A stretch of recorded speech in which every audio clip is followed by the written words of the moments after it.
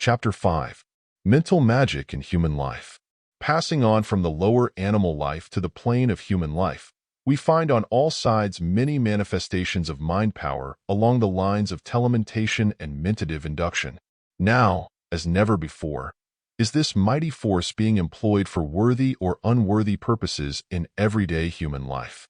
On the one hand, we hear and see it being used for the curing of the ills to which the flesh is heir, many of which ills, by the way, having been brought on by improper methods of thinking, by the adverse suggestions of advertisements describing diseases, urging patent medicines, etc., as well as by the ignorance of the masses of people regarding the effect of negative thoughts and depressing autosuggestions.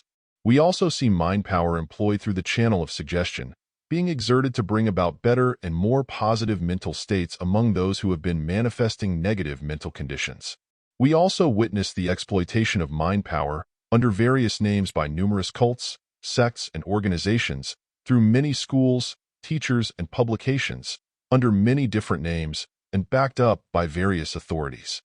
We also see the same force being improperly used in hypnotic exhibitions, and in other forms calculated to weaken the wills and positive mentality of other persons. But it is all the same power, no matter how used. Like any other natural force, it may either be used for the service of mankind, or for its hurt. I would caution the student of this work from being misled by the many names and terms used by teachers and writers describing some form of mind power, in which the said persons claim to be something new or something different. It is always the same old thing, as old as creation, and just as universal as is electricity or light. When you have become acquainted with the fundamental principles underlying this great natural force, you will be able to recognize it, always, beneath its many disguises, garbs, titles, and formulas.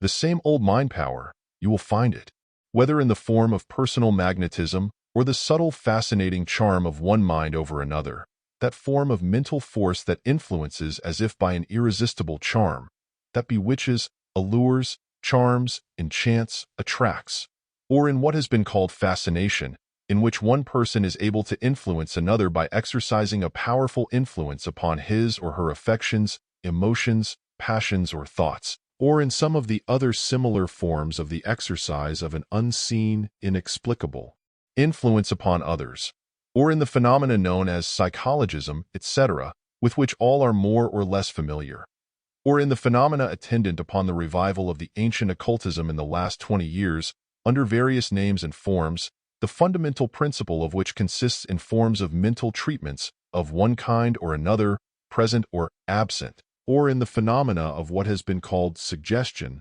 of which we hear so much in scientific circles, or in the various forms of mind or faith cures, of which so much has been heard of late years, and upon which a number of religions and cults have been built, or in the repulsive forms of mental influence, known as black magic, etc., etc., we have the same fundamental principle and manifestation of some phase of the general phenomena of mind power. The same cause is under all its manifestations, good or bad, black or white. It is all the operation of the one great law or principle of nature. We see on all sides men who seem to exert a wonderful and mysterious mental influence upon others, upon those associated with them, or upon the public mind.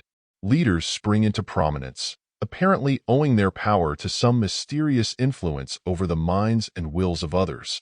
Some attain power and position. Others attain wealth and social state by reason of some inner force. When we meet certain people, we become at once impressed by a something about them that makes its power and influence felt by us. They seem to radiate a peculiar force that bends our wills captive and causes us to fall in with their desires to a greater or lesser extent. We know that when some people enter a room, they bring with them an indefinable influence that becomes apparent to all. Certain houses and stores have atmospheres of their own, which are perceptible to those entering them. Some places are depressing to all who live or do business in them. Some salesmen impart a sense of confidence and trust at once, while others cause the reverse. Some persons attract, others repel. Some people seem to have a way of influencing the minds of others with whom they come in contact, so that these others will rally around the self-constituted leader, and thus cults, religion, and isms are formed. We all know how far a strong, magnetic leader may carry his followers. We have seen many instances of it during the past 20 years. People have followed some of these leaders like a flock of sheep, and they will always do so until the underlying principle is understood and people protect themselves. And all of these things go to form part of the phenomena of mind power. Surely the subject is worth investigating. Now, as never before, the subject of the mystic forces of mind power is attracting the attention of the majority of thinking people.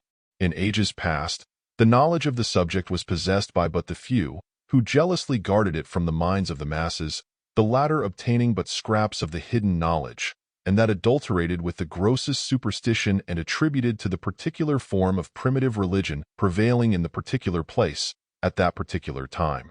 And even now, notwithstanding the popular interest in the subject, but very few have arrived at a scientific understanding of the matter, and the majority take their knowledge of the new psychology in the capsule of dogma and theory advanced by some particular cult or sect. Mind power has been known to the race, in one form or another, from time before history was written. In the earliest records we find many traces of it among all peoples. And, even today, it is known and practiced, in a more or less ignorant manner, by all races, from the people of the highest civilization known to us, down to the ignorant African bushman. Many have been turned away from a serious consideration of the subject by the fact that many of its forms have been accompanied by the grossest superstition and the most absurd, repulsive ceremonies. They have failed to see that underlying all the extravagant ideas and methods of application, there was to be found a fundamental law of nature, as real and as constant as any other natural law or force. And inasmuch as this law is in constant operation, and all are subject to its influence and effect, does it not become the duty of intelligent people to acquaint themselves with this mighty force or law, in order that they may understand its workings, take advantage of its benefits, and protect themselves against its misuse?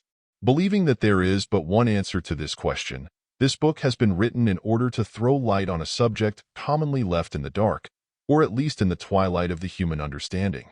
I am fully aware of the fact that many ingenious theories have been advanced by modern writers attempting to account for the phenomena of mind power.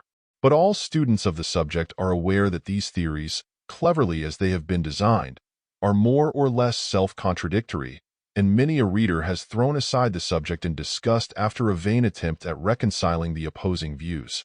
And to make the matter worse, various cults and sects and isms have sprung into existence, the promulgators and leaders of which have used the accepted phenomena of mind power as a foundation upon which to build airy structures of religion, philosophy, and metaphysics.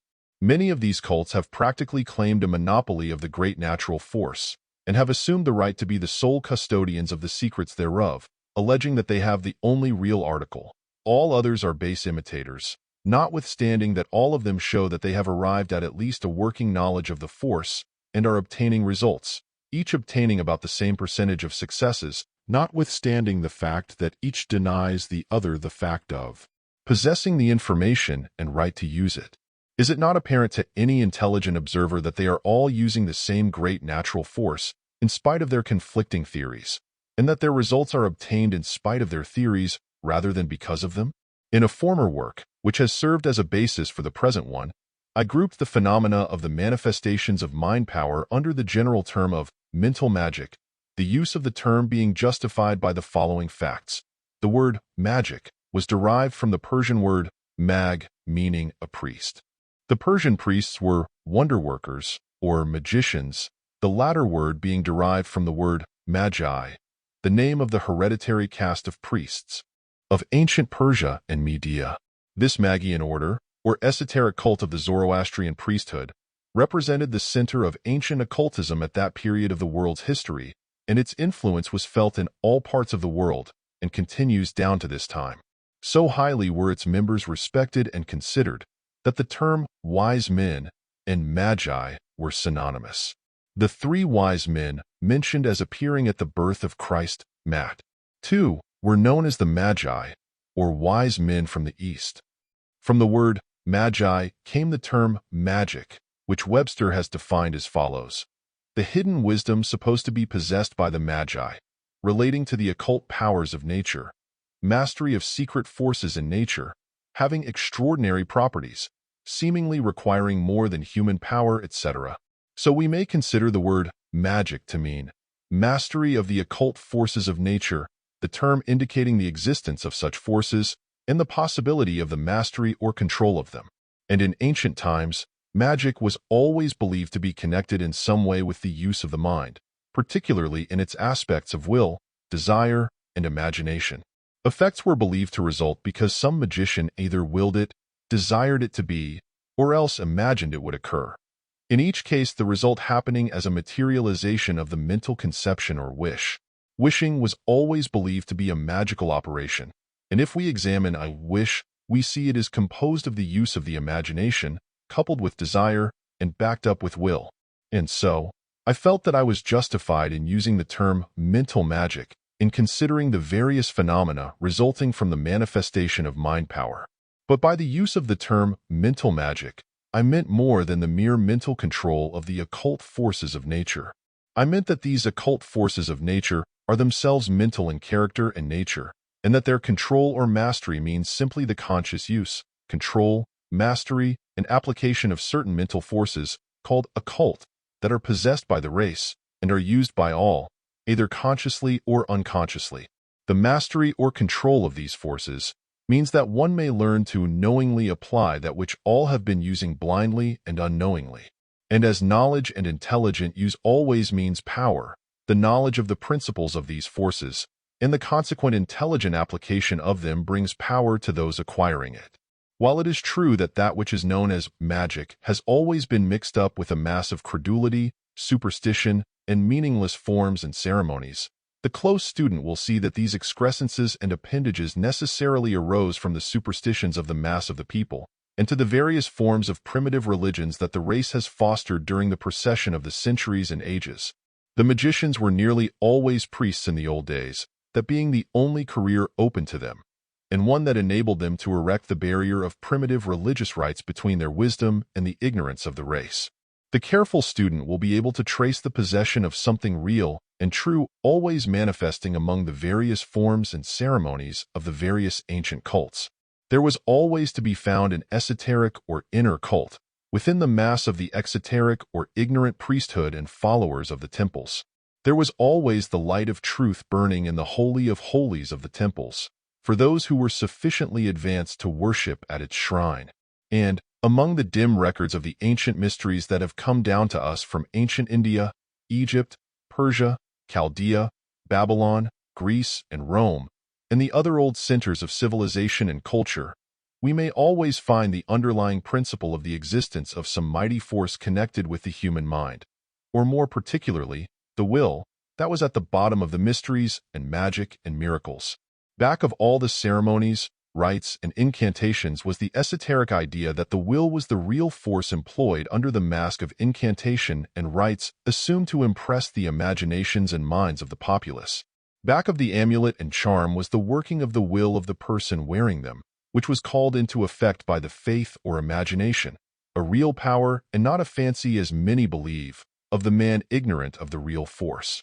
As the writer on this subject in the Encyclopedia Britannica has truly said, although he was ignorant of the truth underlying the silly forms, there being an evident relation between an object and the thought of it, it becomes one of the chief practices of the sorcerer to try to make things happen by thinking about them.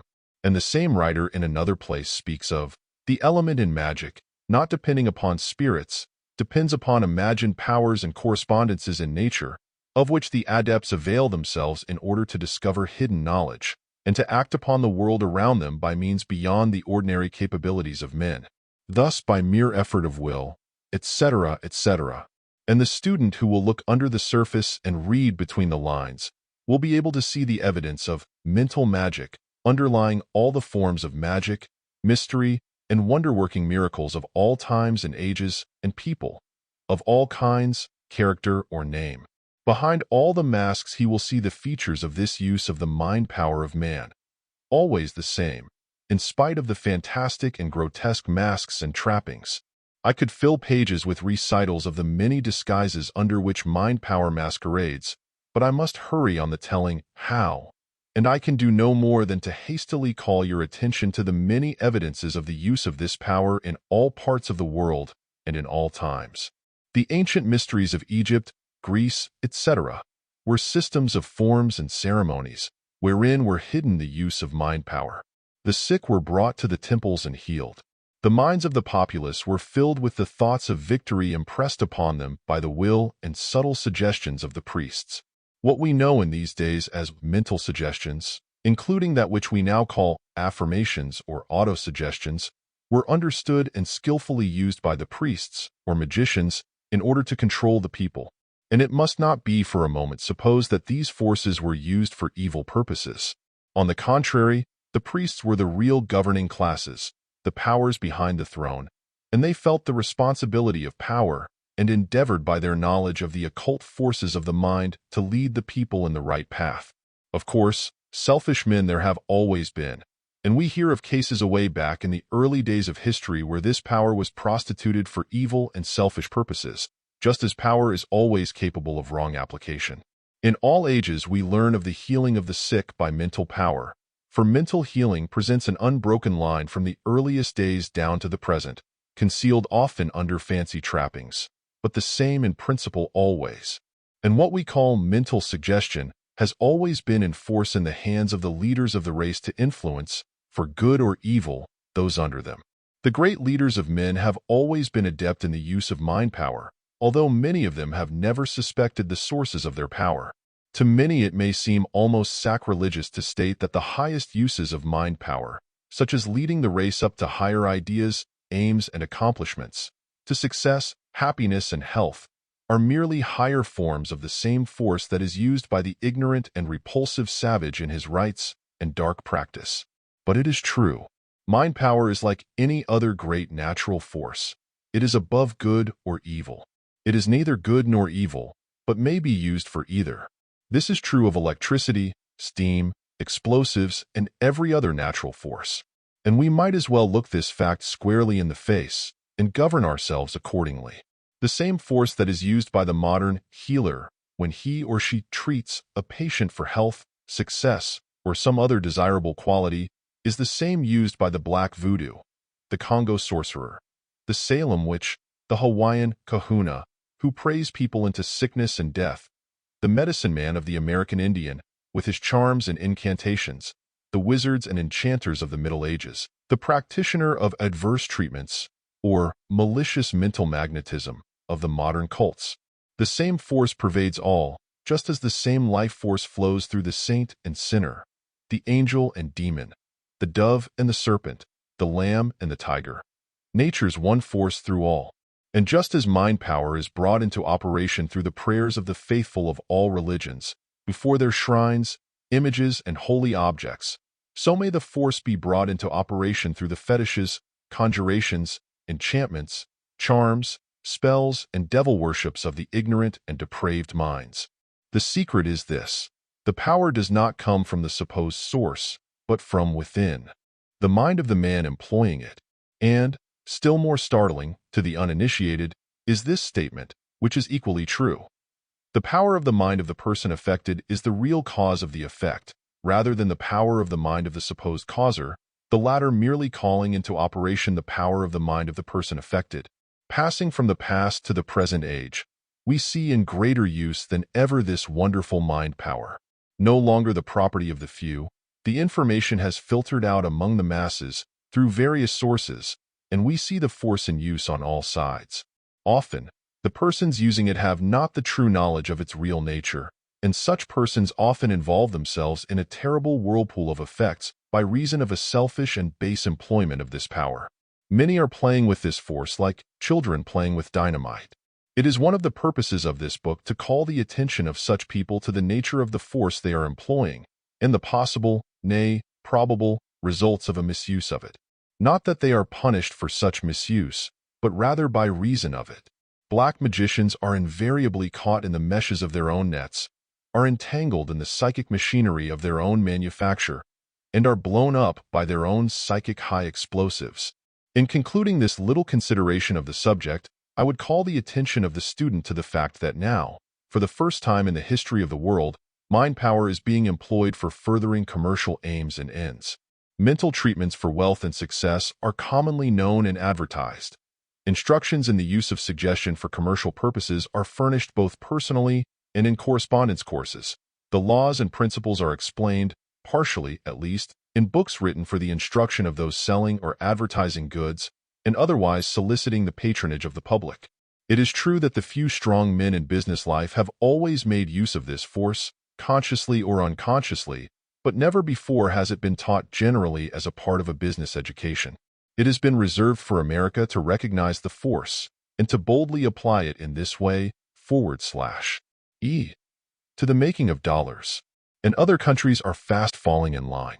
And in view of this fact, is it not time that those who know of the real nature, principles, and laws of this force should give to the world their knowledge, that the race may know with what they are dealing, and may he enable to extract the good from it by proper use, and, seeing the evil possibilities of improper use, may avoid such prostitution of one of nature's greatest forces. Many students of the occult have sought to keep from the general public a knowledge of the fundamental principles of the great law of nature underlying the phenomena of mind power. They have claimed that it was dangerous for people generally to know that such a force existed and could be used. They have held that such knowledge should be carefully guarded by the few, and that its very existence should be denied to the many. This may have been good reasoning in the earlier days of the world, when the masses were grossly ignorant, and when the only knowledge was locked up in the minds of the caste of priests and other leaders of the race. But the argument no longer applies, for the general intelligence of the race has refused to allow any locked doors in the temple of knowledge, and has insisted that all doors be thrown open to them. The result has been that a considerable body of occult knowledge has been opened to the gaze of the public, and they are clamoring for more.